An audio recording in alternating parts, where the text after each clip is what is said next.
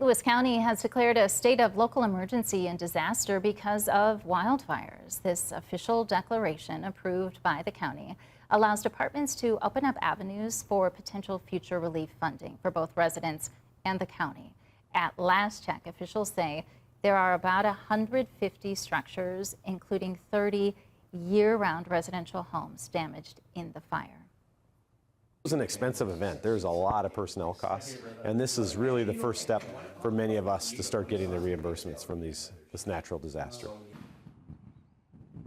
Sheriff Ramsey says there is no guarantee for either St. Louis County or any property owners for funding from either the state or federal level. Meanwhile, Lake County says it does not plan to declare a state of local emergency at this time. Let's talk about our local weather.